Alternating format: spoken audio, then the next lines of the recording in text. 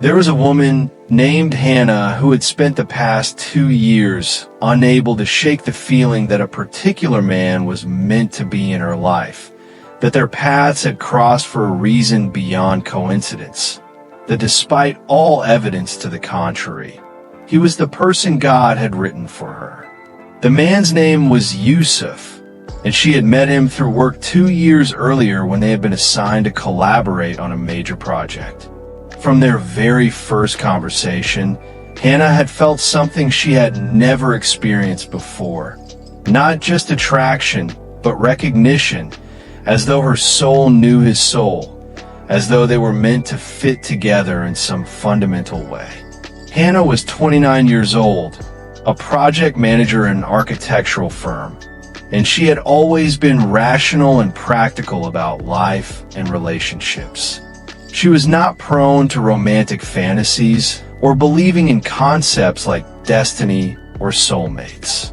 But something about Yusuf had shattered all her careful logic and made her believe in things she had previously dismissed as foolish sentimentality. Over the months they worked together, Hannah and Yusuf had developed what seemed like a deep connection.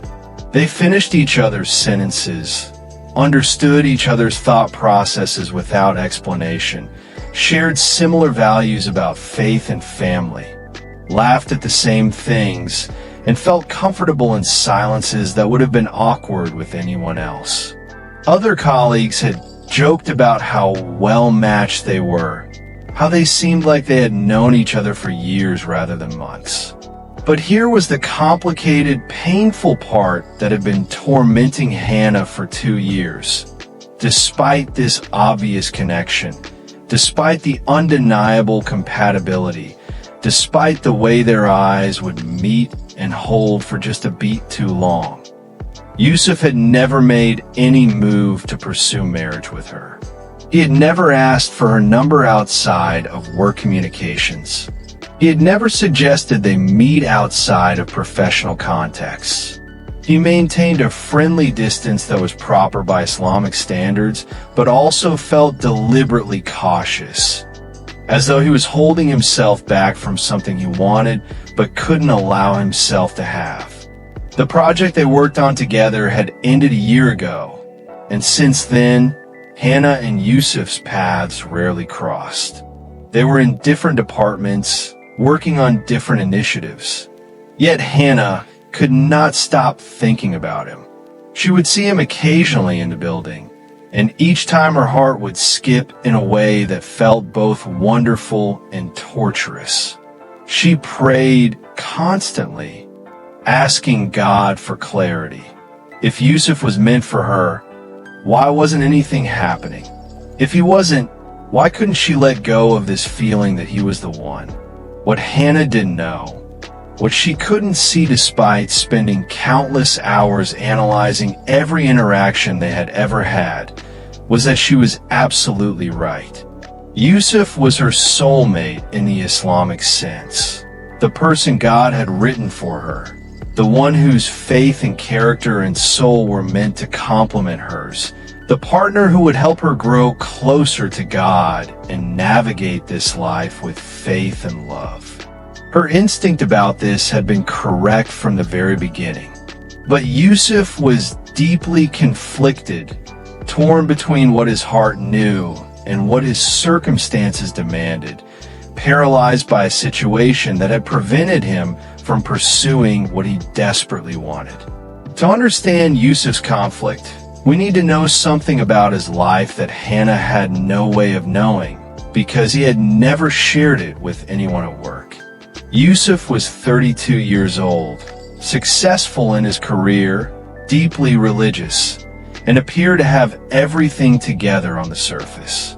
But beneath that surface, he was carrying a burden that shaped every decision he made about his future. His younger brother, Malik, had been in a terrible accident 3 years earlier that left him partially paralyzed and requiring constant care. Their mother had been caring for Malik, but she was aging and struggling with her own health issues. Their father had passed away years earlier. Yusuf, as the eldest son and the only other family member with financial resources, had taken on the responsibility of caring for both his mother and his brother. Every month, the majority of Yusuf's salary went to medical bills, physical therapy, home modifications, and care support for Malik. The financial burden was crushing, but more than that, Yusuf felt a moral obligation that prevented him from pursuing marriage. He believed that no woman should be asked to take on his family situation as part of marrying him. He believed it would be unfair to ask someone to share in the enormous responsibility of caring for his brother, to accept that their married life would be forever shaped by Malik's needs, to understand that Yusuf's time and money would always be partially devoted to his family of origin rather than fully to building a new family. So when Yusuf met Hannah and felt that same inexplicable recognition, that same sense of rightness, he had deliberately held himself back. He had forced himself to maintain professional boundaries. He had forbidden himself from pursuing what his heart wanted because he believed it would be selfish and unfair to pull her into his complicated life.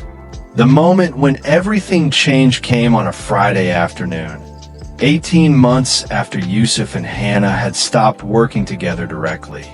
They happened to arrive at the mosque for Jummah prayer at the same time, parking next to each other in the parking lot. It was the first time they had been alone together in over a year, if you could call standing in a mosque parking lot alone.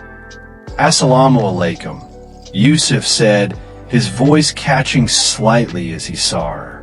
"Wa alaikum assalam," Hannah replied, her heart racing at this unexpected encounter. They walked toward the mosque entrance together, making polite small talk about work and weather, both feeling the weight of unspoken things between them. As they reached the door where they would separate, men to one side, women to the other, Hannah found herself doing something completely out of character. She stopped and turned to face Yusuf directly. "Can I ask you something?" she said, her voice trembling but determined. "And please, give me an honest answer. Is there something between us, or have I been imagining it? Because for 2 years I felt like there's this connection, this pull toward you that I can't explain or shake. But you've never done anything about it, never given any indication that you feel it too. So I need to know, am I completely wrong? Or is there something real that you're choosing not to pursue?" Yusuf's face went through a series of emotions: surprise, pain, longing, resignation. He looked around to make sure no one was near enough to hear their conversation, then spoke with the honesty that broke through years of careful restraint.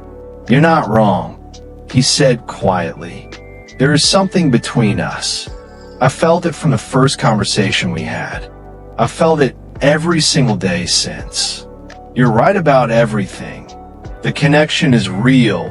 The compatibility is real. If I'm being completely honest, I believe you're the person God created for me, the one I'm supposed to share my life with."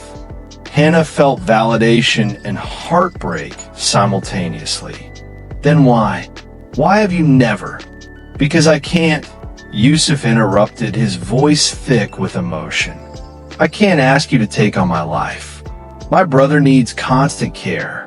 My mother needs support, financially and emotionally. I'm responsible for them in ways that will shape the rest of my life. It wouldn't be fair to ask you to marry into that situation.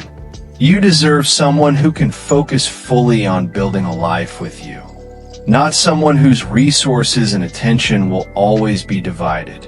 Hannah stood there processing this information, understanding for the first time why the man she had been certain was meant for her had held himself at such deliberate distance.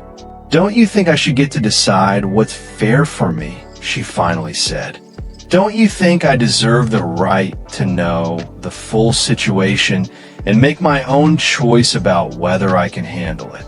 I was trying to protect you, Yusuf said. From what? From being given the choice to love someone who comes with responsibilities? Yusuf, we all come with complications. That's what being human means. The question isn't whether you have challenges in your life. Everyone does. The question is whether we face those challenges together or whether you make unilateral decisions about what I can or can't handle. They were interrupted by the call to prayer beginning, which meant they needed to go inside immediately. But before they separated, Yusuf said something that changed the trajectory of both their lives. Let me pray about this. Let me ask God for guidance about whether I've been making the right decision by staying away from you, or whether I've been using my circumstances as an excuse born from fear. Give me 1 week. If after a week of genuine prayer and reflection, I believe I've been wrong to keep this distance, I'll come to your father and ask properly to pursue marriage with you. Hannah nodded, her heart pounding. 1 week. I'll be praying too, asking God to guide both our hearts to what's truly right. That week became a time of intense spiritual reckoning for both of them. Yusuf prayed his sticker up multiple times, asking God specifically, am I supposed to share this burden with Hannah, or am I supposed to carry it alone? Am I protecting her by staying away, or am I denying both of us the blessing you intended by bringing us together? Please make it clear to me. Hannah prayed her own version.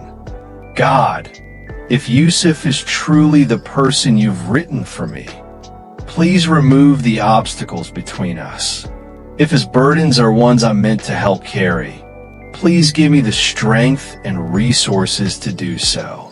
If this isn't your will, please remove this feeling from my heart. But please, give me clarity one way or another. Yusuf also did something he had never done before. He actually talked to Malik about the situation. His brother, despite his physical limitations, had a sharp mind and had been observing Yusuf's loneliness for years. You've been sacrificing your own life for me, Malik said after Yusuf explained everything. But brother, I never asked you to do that. I never wanted you to give up the possibility of marriage and children because of me. The right woman won't see me as a burden. She'll see me as part of the family she's marrying into. And honestly, having a sister-in-law around, having the energy and perspective of a woman in this house, that might actually be good for all of us. You've been deciding for everyone what we can and can't handle. Maybe it's time to trust that God has a plan bigger than your fear. These words from Malik broke something open in Yusuf's heart. He realized his brother was right. He had been making decisions based on fear rather than faith, assuming the worst rather than trusting God's ability to provide solutions he couldn't see. On the 7th day, Yusuf called Hannah and asked for her father's contact information. 2 days later, he sat in Hannah's family home and did something that required more courage than anything he had ever done. He told the complete, unvarnished truth about his situation. I need to be completely honest with you and your family before we go any further, Yusuf said, addressing Hannah's father while Hannah and her mother sat nearby. I have significant family responsibilities that will affect any marriage I enter. My brother requires ongoing care due to a disability. My mother needs support as she ages. Financially and practically, these responsibilities will be part of our lives if Hannah agrees to marry me. I'm not looking for her to take on these burdens, but I am asking that she understand they exist and that our marriage will be shaped by them. Hannah's father looked at him thoughtfully. I appreciate your honesty. These are significant considerations. But I have a question. Do you love my daughter? Yes, Yusuf said without hesitation. I believe she's the person God created for me. And would you treat her with kindness, respect, and in accordance with Islamic principles? Yes, absolutely. That's my intention and commitment. Then the responsibilities you described are not obstacles. They're part of the life you're offering. Every marriage comes with extended family obligations. Some people have aging parents. Some have siblings who need support. Some have financial debts or other challenges. Your situation is not unusual. It's just honest. And I respect that you've laid it out clearly rather than hiding it. Hannah's mother spoke up. I'd like to hear from Hannah. Have you thought about what this would mean for your life? I have, Mama, Hannah said. Actually, I've been researching it since Yusuf told me about his situation. I've looked into care resources, support systems, financial planning. I'm not going into this blind. Yes, it's a challenge, but I believe God doesn't burden us with more than we can handle. And I believe the reward of building a life with Yusuf, of helping his family, of creating something meaningful together, that reward outweighs the challenges. The engagement was announced 3 months later, and they were married 6 months after that. Hannah moved into Yusuf's family home, where she became not just a wife, but a sister to Malik and a daughter to Yusuf's mother. The adjustment wasn't always easy. There were difficult days, moments of frustration, times when the responsibilities felt overwhelming. But there were also unexpected blessings. The deep bonds formed through shared caregiving, the spiritual growth that came from sacrifice, the appreciation for each other that deepened because they had both chosen this path with eyes wide open. On their first anniversary, Yusuf told Hannah something that brought tears to both their eyes. You were always right. That feeling you had, that instinct that we were meant for each other, it was accurate. You were picking up on something real, something God had written before we were even born. I was conflicted about circumstances, about responsibilities, about whether it was fair to ask you to share this life. But what I didn't understand was that God doesn't make mistakes in who He brings together.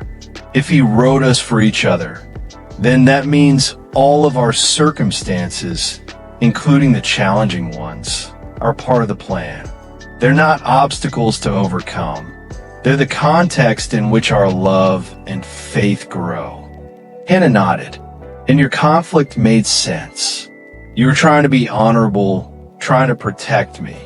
But what you taught me is that sometimes the most honorable thing is to trust God's plan, trust the other person to make their own choices, trust that if it's truly meant to be, the path will unfold even if it's not the easy path. Years later, they would counsel other couples facing similar situations, where one person had significant family obligations or other complications that made them hesitant to pursue marriage. And they would always give the same advice. Be honest about your circumstances, but don't make decisions for the other person about what they can or can't handle.